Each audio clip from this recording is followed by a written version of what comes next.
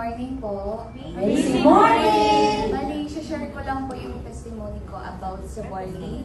Actually po, 2019, meron po akong PCOS. So, yung PCOS po, Polycystic Ovarian Syndrome. So, meaning po, hindi po regular na nagme-menstruate po. Familiar po kung, alam niyo po ba yung PCOS? Ayun po. So, bali 2019 po na-diagnose ako ng PCOS and unknown po yung case po. Bali kasi yung sa PCOS po, may dalawang types po yan. Meron po yung hindi tabain, katulad ko. Meron din namang isang PCOS po na medyo tabain po. So, doon po ako sa side na, ayun po, kita naman po sa katawan ko na payat po. So, after po na na-diagnose ako, ang ginawa ko po noon, kasi yung mother ko nung buhay pa po, umiinom lang po ng mga herbal, kung ano ng herbal, and then after magpa-ultrasound, uminom din ako ng pills. Maraming pills na rin po yung ininom ko hanggang sa sabi ko, ayoko na mag-pills kasi hindi nga maganda siya sa katawan natin. So pagtapos nun, hanggang sa after 2019 and onwards, ang ginawa ko po, uminom naman po ako ng herbal.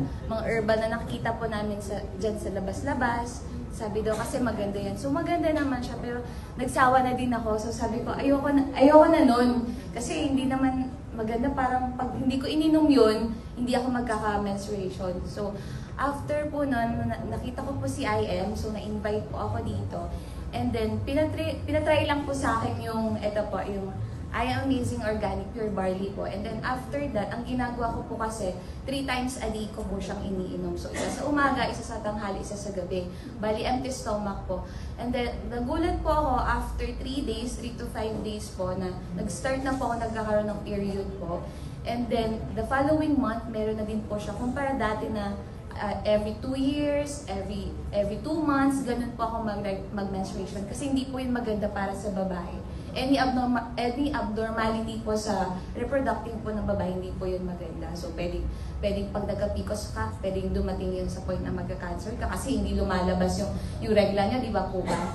So, ayun po. Tuloy-tuloy lang po hanggang ngayon, may regla pa din po. And then, every month po, hindi na po nagpe-pain ako. Kasi pag nag-menstruation po ako, nagkakaroon ng dysmenorrhea, nagpe-pain po. So far po, sa pag-take ko po ng 2 months to 3 months po ng barley, thank you Lord kasi okay na po yung menstruation ko. Talagang barley lang po talaga.